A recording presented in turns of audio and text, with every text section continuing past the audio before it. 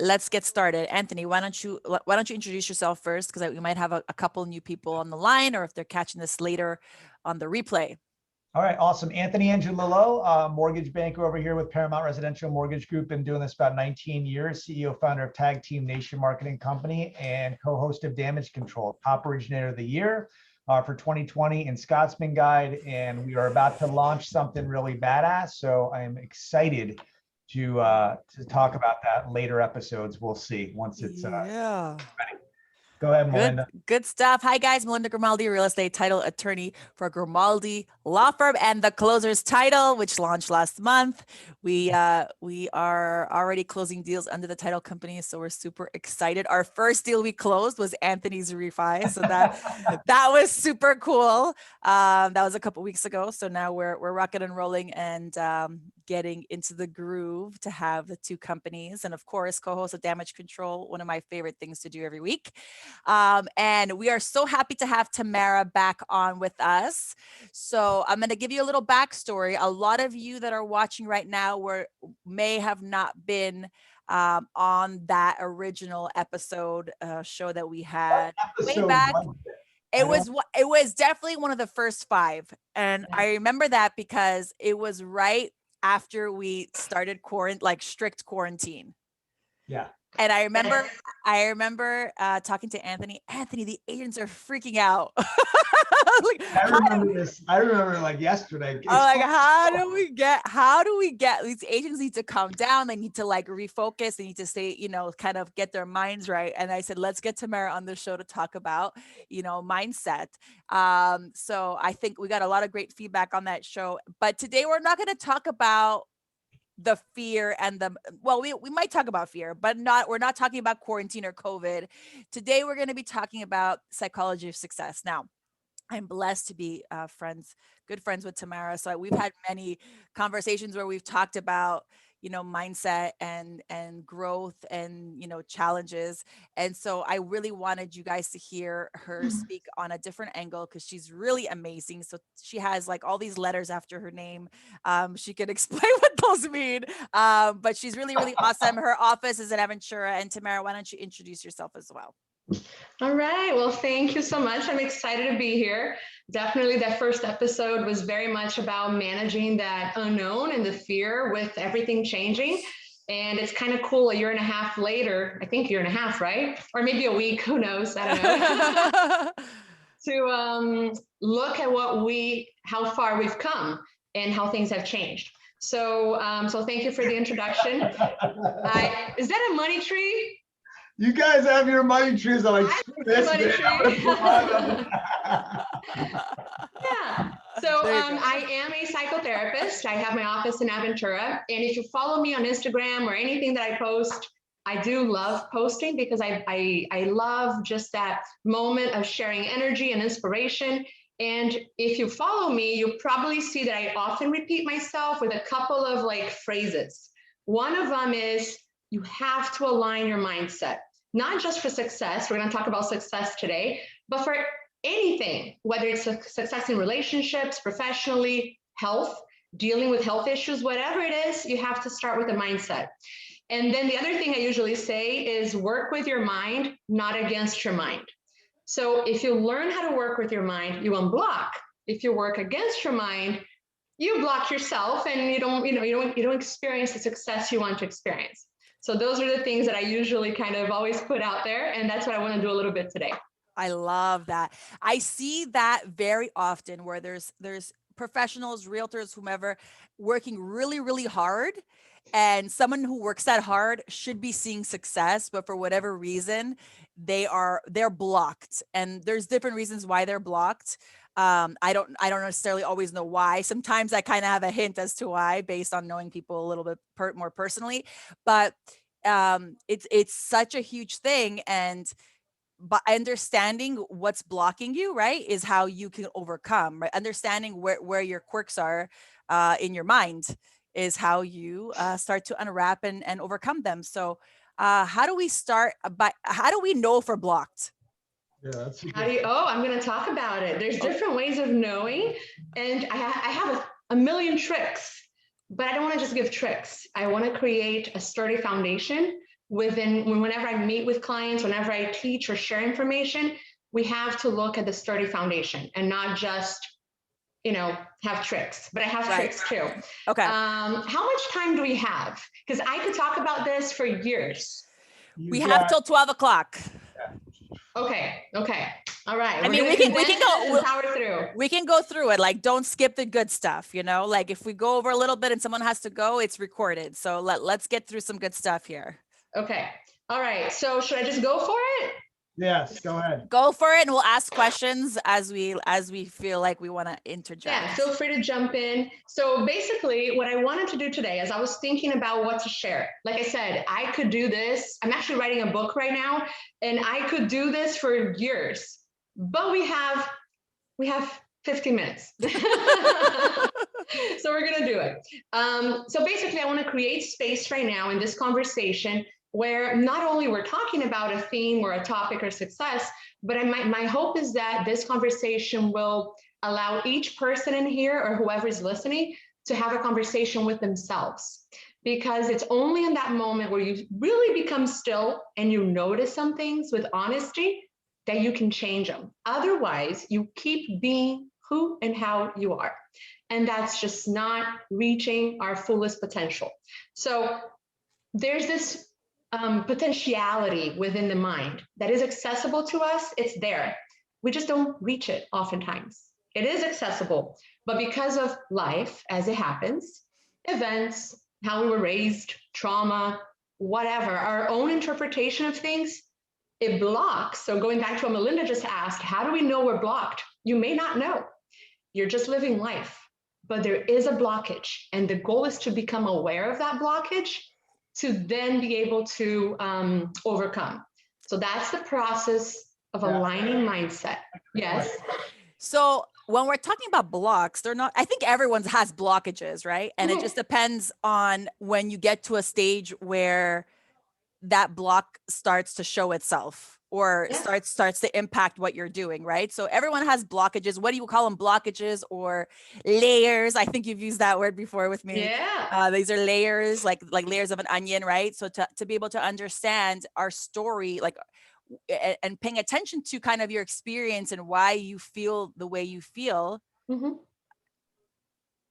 When something is all of a sudden, like, why is my stomach hurting me right now? For me, that's how I feel. That's how I know something's going on. Like, why am I feeling uncomfortable? I get this, that traditional, knots in my stomach. So anyways, that's all. So when you guys are hearing of blocks, don't think of them as sometimes these huge issues. It could be just an experiences that have evolved you over time, right? Yeah. So I was having a consultation this morning, and this is a definition of a block, and it's a new agent, and we're going over an intake form, and she is asking, why are we doing the intake form? What's the purpose of it? Clean data in, clean data out. There's blockages through agents' career that when they disposition that lead to a lender, it's already dispositioned wrong. So right there is a new way of delivering a new method, basically. So it's small little things like that you might find in your work schedule that are not making your life more efficient. Can I ask one more question? Yeah.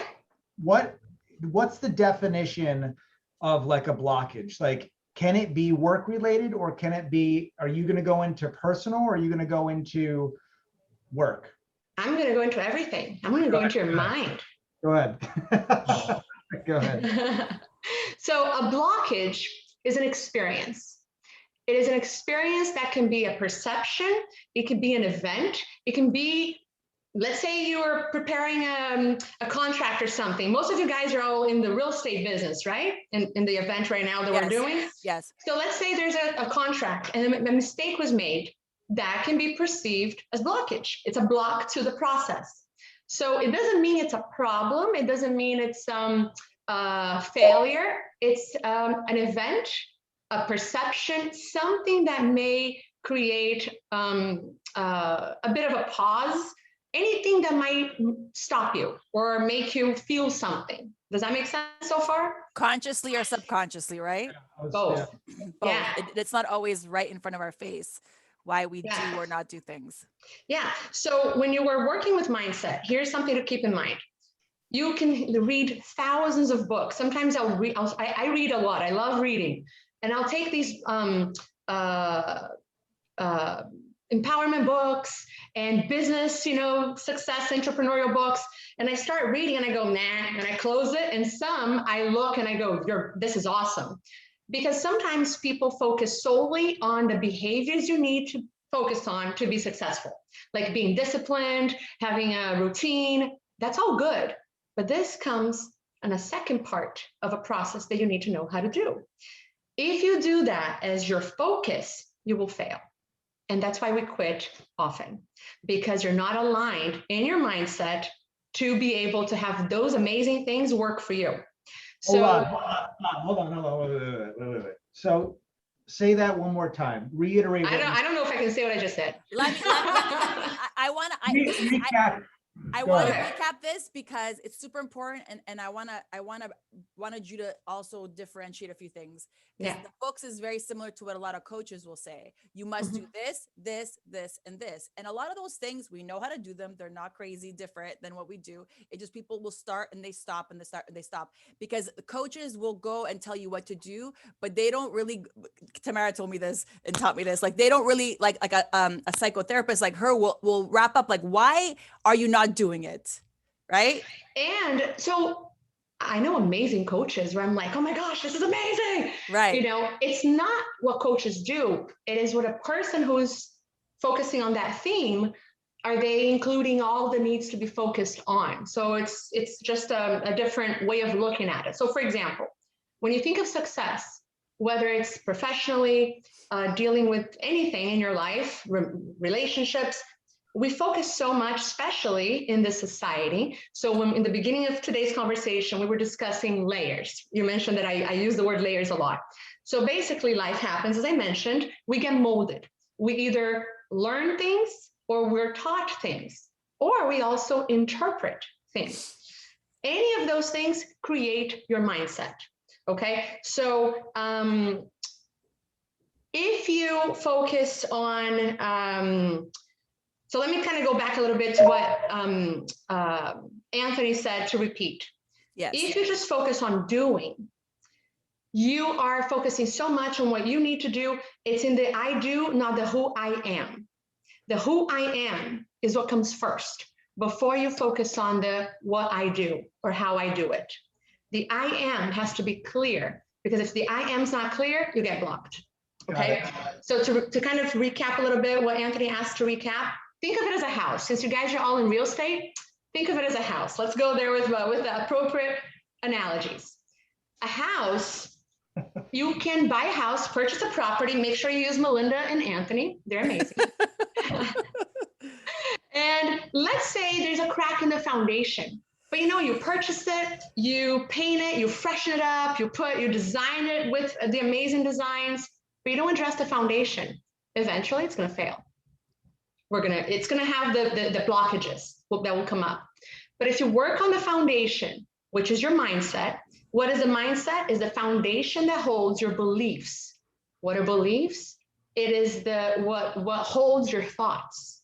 So we need to kind of look at mindset, look at where your beliefs are, because that shows you the thoughts you have on a daily basis. How you see life daily is based on your mindset, your belief system, and your mindset is molded by how you have lived, how you interpret life, how you've experienced life, where you come from. So you need to have that moment where you really have that conversation, where you look at your layers, and then you also learn how to connect with your mind and your body.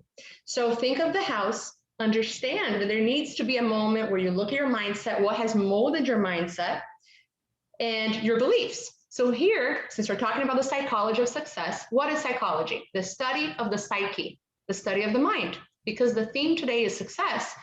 Let's talk about success. You have to take a moment to define what success means to you. If you don't have the right definition, there's nothing you do that will have you be consistent in your actions. So you have to define what is success to me. Success to you might be different than what it is to me. To me, it may be I don't know, let's say today I choose to rest. That's successful. But to somebody else, it might be laziness. So you have to be really clear, because if you're not clear, your definition of success will be somebody else's definition of success. Maybe somebody that raised you, something you read on in a book or what you saw on TV. So you have to make sure you're listening to your own definition of success. Now, what if you don't know? Huh? I am. I want to rest today. That's making me mentally stable, and just that's what I need. Absolutely. Absolutely.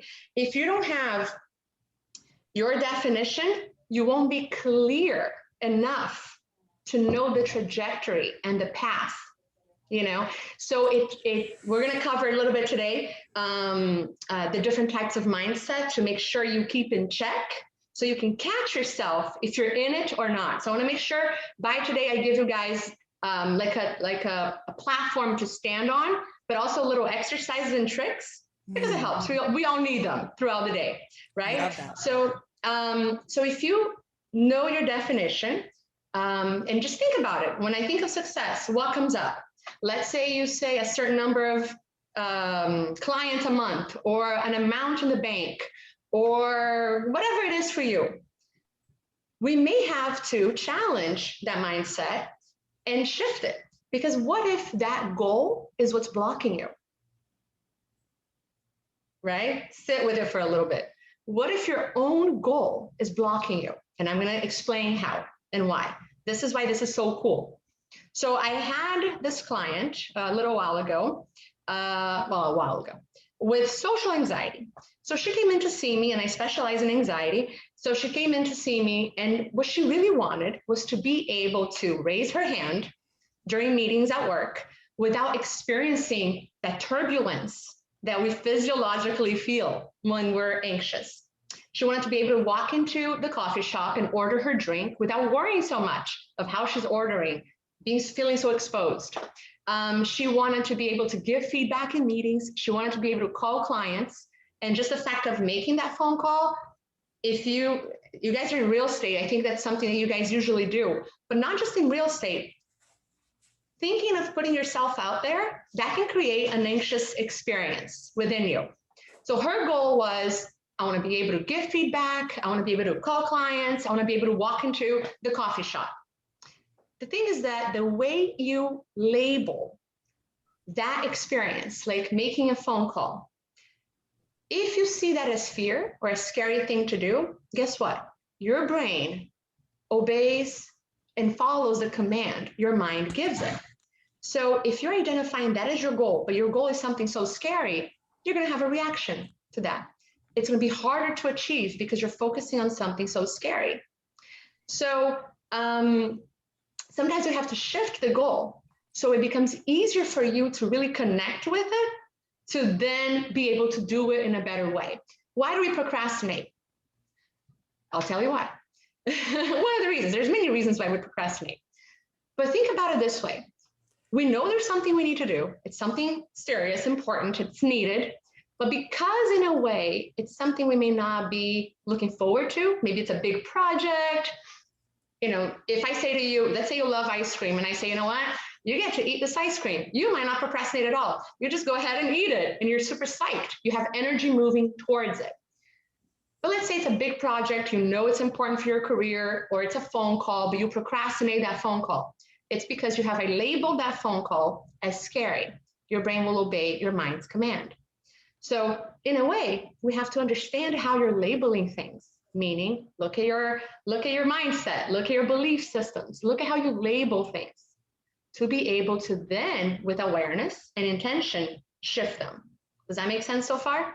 So, Yes. what if you're jumping out of a plane? Obviously, your brain's gonna be like, oh, this is not normal. So, Yeah. And what if someone thinks phone calls and cold calls are like jumping out of a plane? How do you control that? Right. Wonderful question. Okay. So what that means is you don't focus on jumping out of a plane or making the phone call. We shift, because see, there's that potential in there. If we just focus on the phone call and achieving that phone call, just that one phone call, you're limiting yourself. So so let's work a little bit with mind and body. And here's how I guided that client. One of the ways, one of the exercises that I guided that client to be able to make calls, to be able to order the coffee and raise her hand, which in a way is the same for all of us in different settings. So if you think about, so now you just get the information from your body. Melinda mentioned earlier today that her gut gives her information. Let me kind of break it down a little bit what that means, because she's right. Your vagus nerve is an important nerve in the body that creates connection between brain and body and brain, and it's communicating constantly. It will tell you, what you're feeling. It'll give you clarity, and it gives your brain information about what you're feeling. So she feels it in her gut.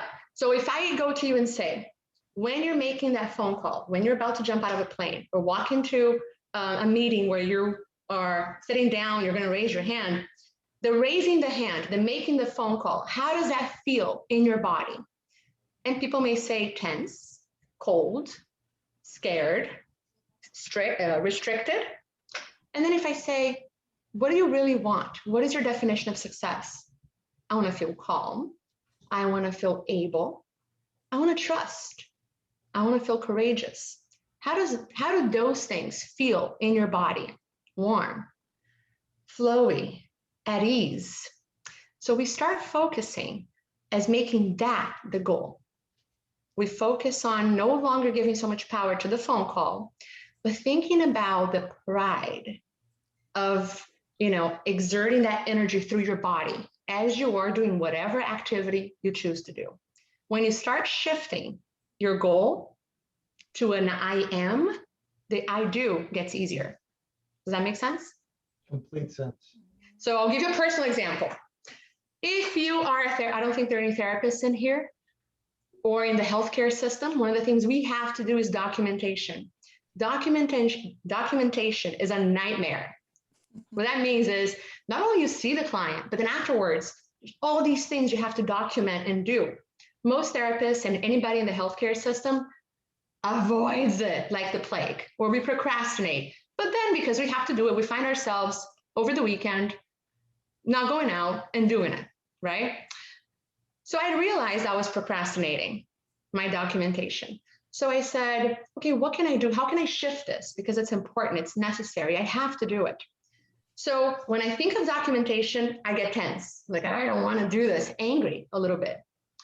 But then I started shifting towards, as I do my documentation, how will I feel? The first thing that came to my mind was successful, accomplished, proud.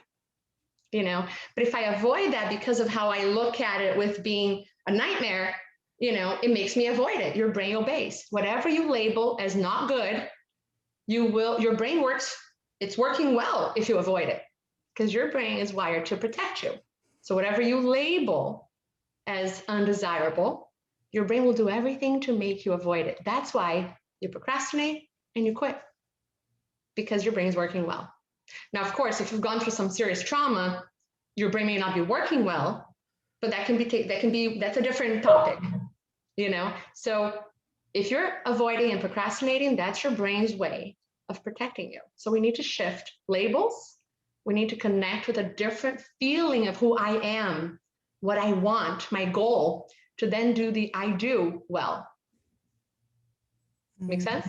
Mm-hmm. Mm-hmm. Really deep and awesome stuff. Yeah. For me, I remember we've had these discussions before when and I think a lot of people can relate to this. There's a lot of moms on the call. It was like I was creating a conflict between being successful at business and being successful at parenting. And really the reality is that I wasn't even making my own definitions. I was using society's definition of what the perfect mom was, which is really unattainable no matter what you do in life, no matter whether you're stay at home or you're a full-time, business owner or employee. So I was having that challenge. So I had to sit down and kind of say, this is how I want my life to look. And this is my definition of what being a good mom is and what being a boss is. Right. So, and then sometimes when I have those moments of, I had to relabel what certain things were. I had to readjust and feel okay with some stuff the way it used to trigger me. And now it no longer triggers me based on some of these exercises. Yeah. And she's just my friend. She's not even my therapist, guys. So imagine if she was your therapist, okay? So what is the basic exercise that you can give the audience right now for them to sit down, analyze what their I ams opposed to their I do's would be? okay, so it's even more than an exercise. It's a feeling. It's an embodiment. It's a moment.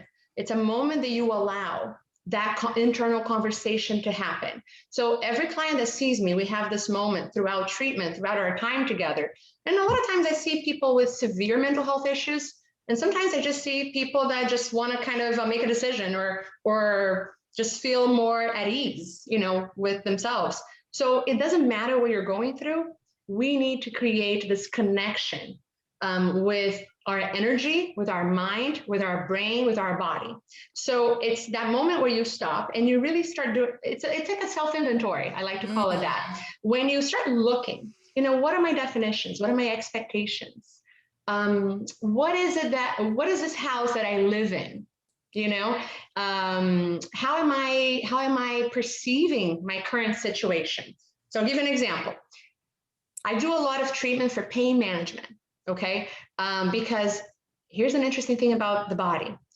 Pain hurts. So anything painful, you know, your body has a reaction. This alarm system goes on in there for you to treat it. If you have this chronic pain that is with you and it's not just something that makes it go away like a medication, or if it's chronic pain, like whatever, arthritis, whatever it is, you need to learn how to work with your mind or pain gets higher. Because brain, it's almost like there's fire in the house and you need to put it out. But what if you can't put it out right away? What if you have to learn how to deal with it? So you need to reach a place where you start relabeling pain. Instead of hating it, you have to almost like hold it with regard and kindness and love. Pain goes down because it sends a different message to your brain and how it responds to pain. Same thing with a phone call. Same thing with, let's say you're dealing with a client in real estate. And let's say that client has a lot of money and maybe you feel a little intimidated and you might get a question. Am I good enough? Can I do this? Here's part of the exercise in getting to know yourself. Notice your body's reactions as you're thinking about this client. If you kind of get stiff and tense, here is your body already experiencing how you label this client and this event. One of the ways that you can use the vagus nerve to send a message to your brain, because we're working in this integration at all times, to access the mind's potential, you have to use this integration. So here's a simple exercise you can do as you honestly look at your feeling of intimidation. If you don't honestly look at it, you're going to make excuses. You're going to say, I don't have time. Oh, it's not going to be a good deal anyways. We create our illusions. We create our interpretations. Then we quit. So as you go back to the exercise of stopping for a moment, doing an inventory in regards to that specific meeting with that intimidating client, your body might get tense, feel cold, or feel nervous, or if you even give a color, sometimes clients will be like black, gray. It's not a vivid color like orange, but allow all of these little pieces of information to show you. So here's one way of allowing your body through the vagus nerve to connect with brain. In that moment, when you go see that client, notice how tense you are and intentionally expand your posture. Raise your head, release your shoulders. Because when you are intimidated or in danger, you tense up. You will not express yourself successfully to that client because your energy will be of fear. But if you say to your brain, hey, we're safe, and here's how I'm showing you, I can just release. Sounds silly, but it sends a message that you can deactivate, and you do. So in the moment with that client, you're being the driver of the car and not the passenger of the car. You're taking, the leadership.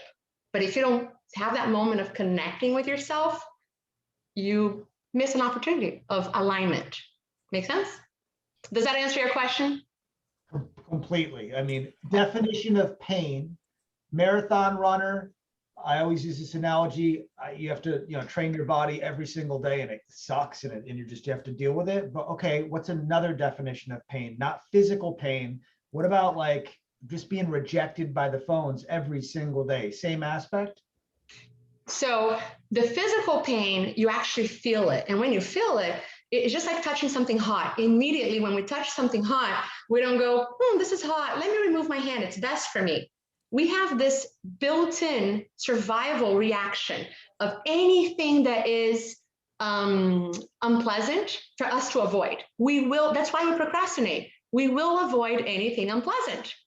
So if I touch something hot, immediately I remove my hand. That's just not even you deciding. That's another part of your brain that will make sure, because it loves you, it's going to make sure that you survive. So with physical pain, as soon as we feel it, it activates this survival mechanism. If it's not a pain that you can treat right away, you need to activate another part to calm that part down so you can remain calm. In your case, let's say if you are running and you hurt yourself, you need to listen to that pain, because pain is also your body's way to tell you something's wrong and you need to tend to it. Now, when it comes to rejection, rejection is a huge one. Nobody likes to feel invalidated, rejected. Phone calls can create that feeling if you've had some rejections. Let's call it suffering. Pain is a type of suffering. Suffering is the umbrella, pain is underneath it. Rejection is underneath it. A heartbreak is underneath it. Sadness, all these things are underneath it. So because you're wired to avoid suffering, that's what we do, because we want to survive and be at ease. A state of tension and anxiety is not our baseline. It's not our homeostasis. It's not our place to live. It's not our home. But we learn how to live there and we don't know how to come out. So we stay there. That's why we need to look at the house to align the mindset. So if you're labeling the phone call as undesirable, your brain's going to try to avoid it. So then we need to start looking at redefining rejection. Make sense? That's like, people who do cold calling, right? You're going to get rejected, right? But that like statistically, I get 19 rejections. I'm going to get to that one that's going to say yes. So it's almost like I need to get rejected to get to that yes. I don't know if that's an example of like reframing. Absolutely. You're reframing. It's almost like you're welcoming the rejections, because there's going to be something happening beyond the rejection. So the rejection is no longer the big monster. You're focusing on the reward, not the rejection. What you can do also is change the goal completely. It's not even about the phone call anymore. What if it's about making you a badass, powerful person? When you do that, you're going to want to do a lot of things to work on the I am. So the phone call has no power over you. If we zoom out, sometimes when we're so afraid or overwhelmed, we're hyper-focusing on something. If we have this exercise of mindset alignment, a part of it is zooming out, and you see the bigger picture. Is that phone call really a determination of your life? It's not, but in the moment we feel it. It's real, So if we don't even give it that much power anymore, and we simply go towards, let me work on the I am, now it helps you shift the focus. Does that make sense? Complete sense. Yeah. A helicopter view, basically. Yeah. You're jumping out of planes. You have helicopters. I mean, is this like a hobby or a desire? Have you ever jumped out of a plane, Anthony? I wouldn't do it, dude. I'm not doing it. There's no way to reframe that for me. I had to get over flying, man. I couldn't fly, and I was like, screw this. I got to travel. And Bob knows, he's in the back. He had to deal with it. I was texting him and all that. I was petrified of flying, but I don't know. That's a control thing. Like I like to be in control, I guess. Who knows? But yeah, that is awesome stuff, man. I am so change everything to I am going to kick ass today, period. And this is getting up saying, I'm going to do this, I'm going to do that. Now you go into someone that is going to have all these things that they're up against. I feel like a lot of agents, and including myself, oh my God, I have so many tasks to do. This is so overwhelming. I've got 50 things to do. How am I going to complete this? I haven't done this. I haven't done that. I feel like we all go through that. What's a good, Melinda's like, yeah. And I'm like, and the reality is like, I'm also very organized, very structured. I have a team. And even with all that, I still have those days where I'm just like, I don't know where to start. And sometimes I just stop and I write, okay, what are all the things? And then like, let me prioritize and do one at a time. But I don't, do you have any suggestions for those people that are like feeling overwhelmed because maybe they did a lot of good stuff for their business, but now they're overwhelmed because they have so much to do? Yeah. So, light the candle. Turn it off. Okay. So remember the initial exercise we started talking about is that inventory. So you have to catch your internal conversation. That's part of understanding where your thoughts are. It's part of understanding where your mindset is. So I like to use, since we're going with houses here, I like to use this exercise with clients. Pretend you're a house. I'm a house. Each person here is a house. We're no longer talking about the structure and the foundation. We are already clear that we need to work on the foundation, which is your mindset. And then before we finish today, I want to go with how do we then put behaviors aligned with mindset? But in the house now, not outside, imagine you have a basement, and the basement is where ego lives. So if you've heard the word ego, basically what that means is that part of ourselves, part of the psyche, that's very focused on me, self, I, it's very limited. It's stuck in a way. It doesn't expand into seeing more. So in that basement, there's no windows, there's no doors. All you have is just that place that sees very limited. There's a ceiling there. If you go up on the floor above, I like to call that place awareness. There you have a balcony, you can see the city, you have a door, you can flow, okay? So sometimes you have to notice, remember going back to aligning with the body, aligning with the mind. If you notice, if you allow yourself to stop and pause for a moment and just say, where am I in the house right now? I'm in the basement. I'm feeling anxious, I have too much to do. If you don't shift out of the basement intentionally in aligning your mindset, and I'm going to go a little bit into the different types of mindset for this specific example, you're going to stay there and you're going to survive through the day.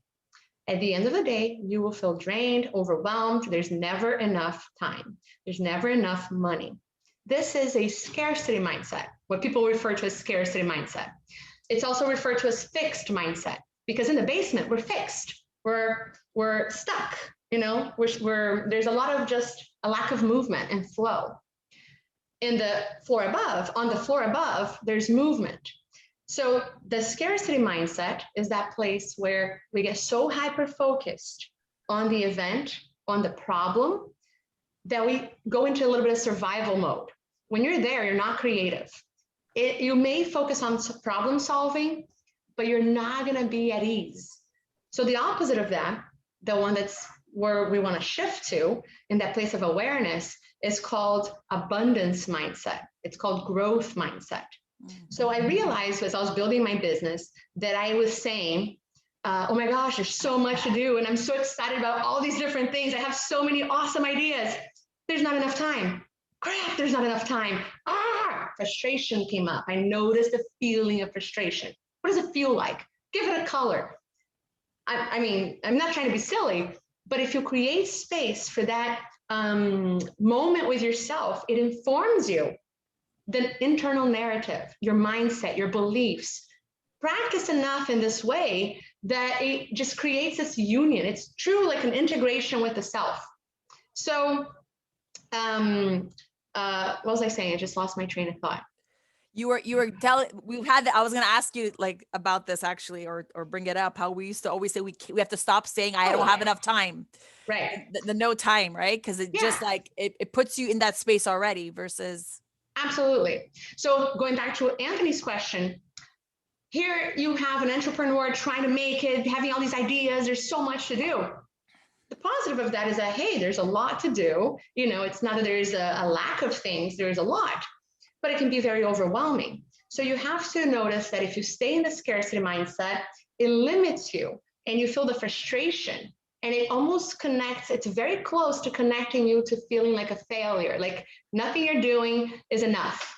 So in a way, if you shift into abundance and growth mindset, it creates this acceptance towards moving through the day in a way that you are focusing on doing it at ease, well, productively, not busy. Busy is scarcity mindset. Productive and at ease. When I say at ease, some people think I'm not moving fast enough. No, I can move, but I'm at ease about it. I'm not judging myself. Criticism, scarcity mindset. I'm not doing well. I'm not. Scarcity mindset. At ease, for example, in traffic. This is an example of at ease. We're late. This is Miami or South Florida. You might get really mad in traffic because now you're going to be late and this and that. Your body gets really tense. You might curse at some people, you know, you might speed and just not be at ease. You can choose to accept, yes, I am late, but I'm choosing to embrace and embody the energy of at ease, which is not as tense, relaxing, you know, moving the body, the shoulders, your jaw, and I'm accepting that I will get there, you know, in a safe way. I will get there and I will do what I have to do. I will deal with it at ease, acceptance. So that kind of puts you, and you have to practice that. It puts you in abundance mindset, growth, there's flow. Scarcity restricts you. Abundance and growth, you create flow. Your brain needs to be at a state of creativity to be able to give you the best solutions for everything you need. If you're not at ease, you won't. You will have solutions, but it'll be survival solutions. It won't be creative, intense, mind-blowing solutions. So just that desire to achieve growth mindset can be a new goal. So when you catch your body being tense, allow that to inform you, okay, here I am, time to shift. And then just connect with the desire to grow and to flow. Just that alone is an exercise towards shifting. That's so good. I think giving yourself the time also to be able to reflect, right? So yes, in the moment, but I think that's why people are who are successful are usually meditating and spending time with their thoughts. It's because you allow yourself the time to think about these things, because otherwise you're in the grind and you're not paying attention to your mind and your thoughts. You're just reacting and doing. And then you end up back at that place where you're like, what's going on here? Versus having that time to reflect, and you're able to catch yourself, you're able to understand yourself, right? And then to adjust your thoughts that will set you up for a better day, better sleep, better whatever, you know? Yeah, it's about truly being honest with yourself. You know, I think these layers we get, like I said, if you don't know the I am, you will be something that was taught to you. It'll be a layer of something else. We all get layers. It's impossible not to have a layer.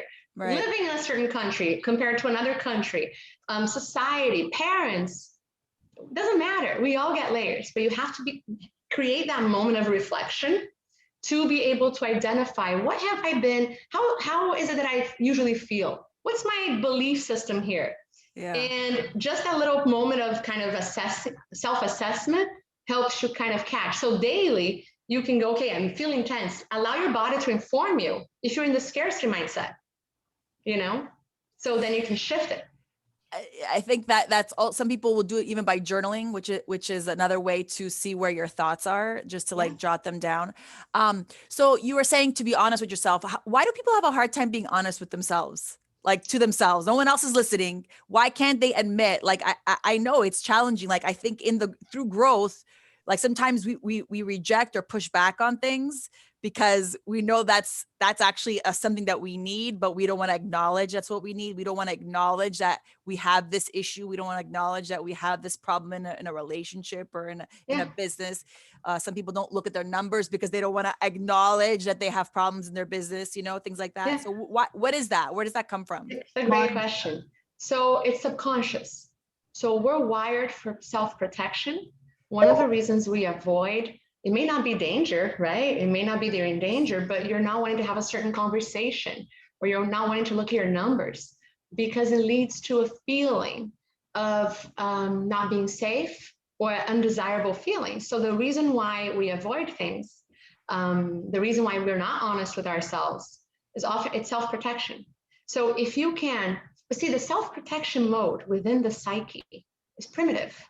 We're better than that. We can actually tap into another part of our psyche that can expand you. So once we get to identify that that process is happening within us, if you tap into the potential of your mind, you can expand that. But a lot of times we don't. We just stay with the reactions and feelings we get. That's why we get blocked. And so, all right, here we go. So scarcity mindset, prospecting, acting busy, your day's blown through, you've done nothing, you've not been productive. That's a scarcity mindset.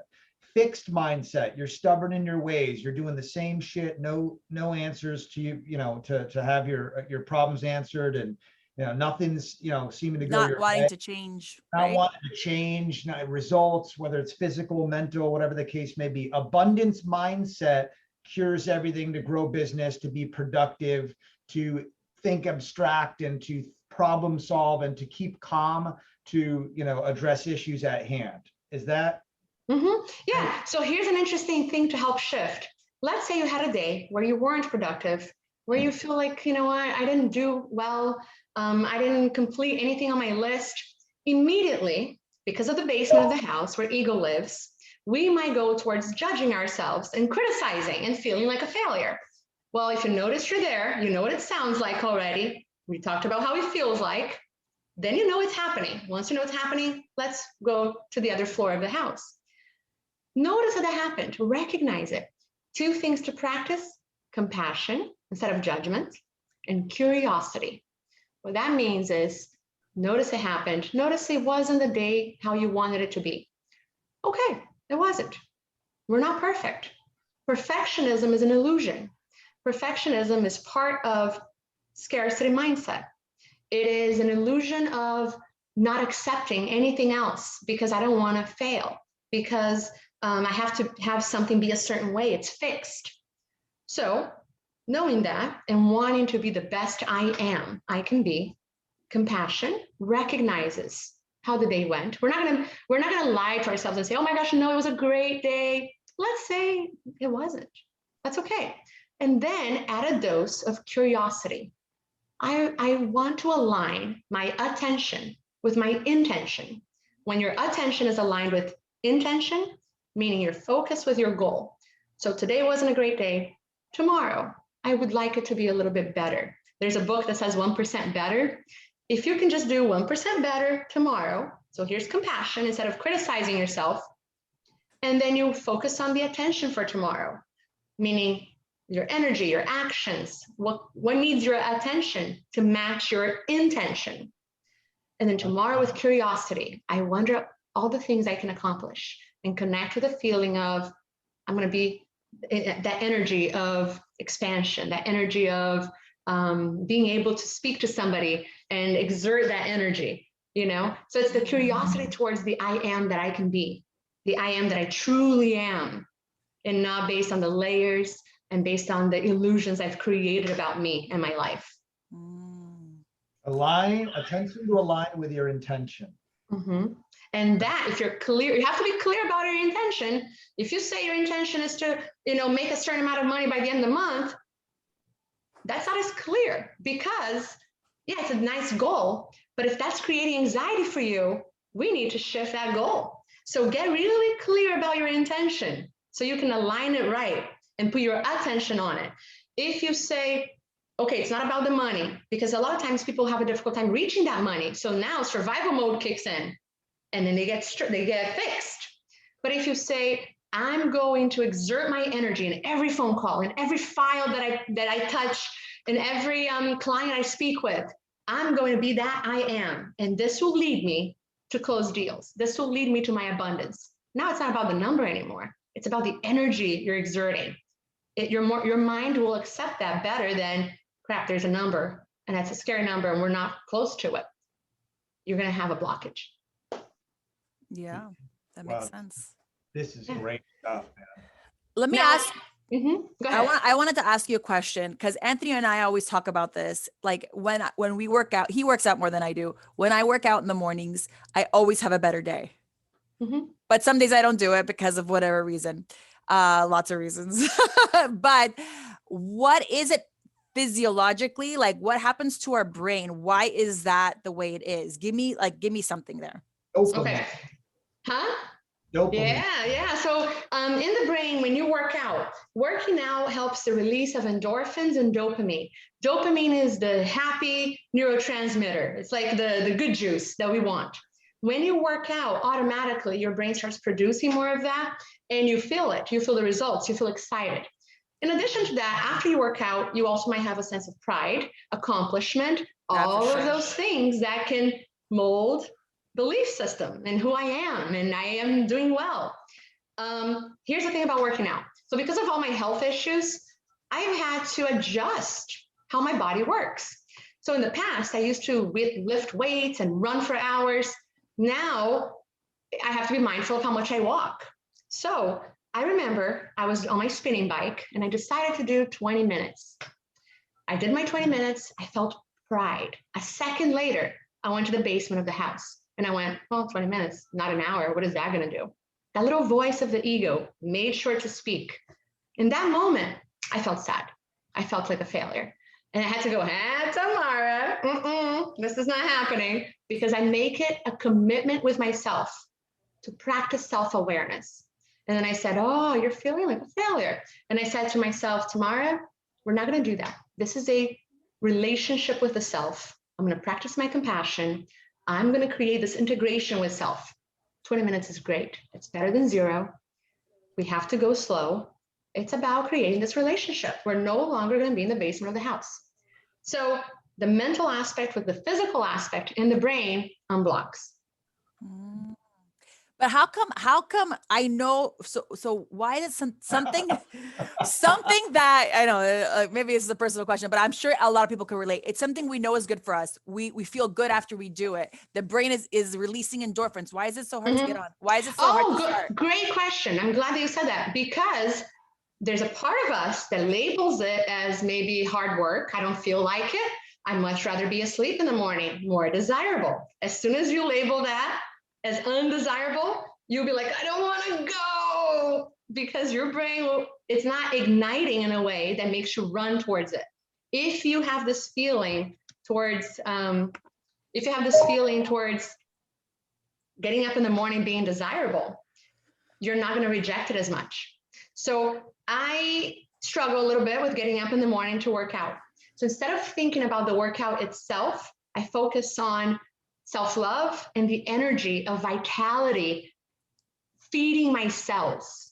I break it down to the cell level. I want my cells to be replenished with life. So what I do is those 20 minutes are going to give me a burst of life. Because I focus as my goal, it's no longer about working out. So now I want to do it. You have to find what moves you. If you find what moves you, you have aligned your intention. Now you just have to get your attention to match that. So you have to redefine your goal to be able to. So behavior comes after you've become clear about your mindset. The night before, this sounds crazy, but I'll literally train my brain and say, I'm going to get up, I'm going to kick ass, I'm going to get to the gym. And I have to do that because the morning of, I'm tired, man. I'm exhausted and I'm just spent. And this morning, I didn't run with my new glasses that I got. And I got pissed at myself. I'm like, damn it, I forgot my glasses, son of a bitch. And I had the best run ever because, it's you're psyching yourself out basically. Yeah. So sometimes it helps me when I focus on the pride I will feel. Imagine the pride, embody the feeling, the energy, the sensation of the pride I will feel after those 20 minutes of working out or 30 minutes. And as soon as I remember, and I have an exercise if we have time that helps expand brain. So this is a physiological and mental exercise to expand brain. Yeah, it's really quick. But when you create and embody, you relive that sensation of the pleasure I will feel, your brain starts wanting it. All of a sudden you're like, ooh, give it to me. And it's easier to go and exercise. Or anything, right? Or anything. It's not just exercise. It's like that same, like when you have that, I got to make my 10 calls, for example, I got to do something. And when you're done and you actually finish it, there's a really great feeling because we know it was good for us, for our business. We know we moved the needle. We know we completed something we told ourselves we were going to do. Yeah. So it's that's the feeling. That's the feeling that I focus on with my documentation, because I feel so expanded and powerful and successful after I finish my documentation that I don't think about the documentation as a goal. That desire becomes my goal. So now I go for it. Yeah. What I just posted was not waiting for the sale. Like we're waiting for them to call us, meaning the client. That would be scarcity mindset, active busy. Get our calls, it's completed. The abundance mindset, what you're basically describing is going to get it and to do it and just making it better for you to be productive. Yeah, the abundance mindset is telling your brain and your mind, the sales are already mine. You know, this is already a result. I'm not going to go and this. I don't force the sale. I align myself and my energy to really have sale be a result. So instead of being the goal, it becomes the result of something you're going to do, and how you're going to be. Even like within the comparisons, or if feeling very like, oh, I gotta get my business from that, like instead, let me rephrase because it's not coming out smoothly. A lot of agents, business owners, people, when they're trying to grow their business, they think like, for me to grow mine, I gotta take it away from somebody else. And like, you know, that competitiveness of that. And I think that comes in from the scarcity mindset is you're not taking from somebody else. There's enough business out there for anybody. There's enough houses out there for all our buyers, even though we are at a low inventory, like it's there. It's there for you. It's out there. You just got to be ready to receive it. Right. Absolutely. That's abundance mindset. So at a workshop I did, I recall a realtor asked a question, and it was an amazing question. She said, this is Florida. There are millions of realtors out there. Why would I be the one picked? You know, and here's the interesting thing. There's only one of you in existence. Only one with your energy, only one with your psyche, only one with your mind. There's no one else out there like you. You have to align with the energy of who you are and what you bring. You have to know the I am. And yes, that client could go with somebody else and have a fabulous experience. It's not about being better. It's about being able, about being the I am that will bring this to you. So it's almost like a service. It's focusing on the mindset of service. I will be the one, the channel that will serve you in this way that will be beneficial and successful for both of us. I will get my sale, you get your house, happiness, harmony. So it's not about comparing to other realtors. It's about embodying the I am that will make that transaction successful. So good. Before we do the exercise, I know we're running out of time, but I have one more thing I want to bring up, because we spoke about thinking of the benefits after working out or doing something we say, right? So focusing on that and then relabeling it as not being something that you don't want to do. What about things that we know we shouldn't do? That we know we shouldn't do? Yeah. So let's say if someone's like trying to be healthy and then they go eat something that they know they're not supposed to eat, or someone that skips out on something that they know they need to be there and they just don't want to do it. That's a great question. Like the opposite of what we were talking about. That's scarcity mindset. Why are you not able to have that thing to eat? Unless you have a health issue that if you eat that, it might really, kill you. Yeah, but you can't be eating cookies every day, all day, every day, right? But so like what? Let me go right then and there. Okay. Right now. You said, Melinda, we need to talk, okay? Okay, stick with me because this is good. That is fixed mindset. You just gave me an all or nothing. You said we can't be eating every day, all day. You're right, Melinda. We probably shouldn't, right?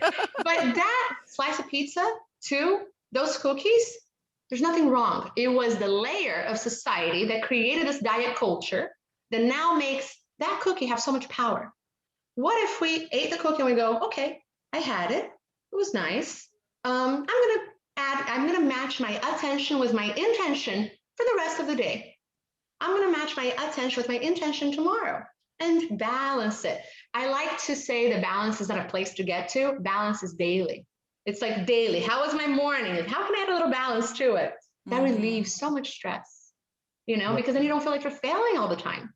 You're actually becoming, you're living, you know, you're at ease.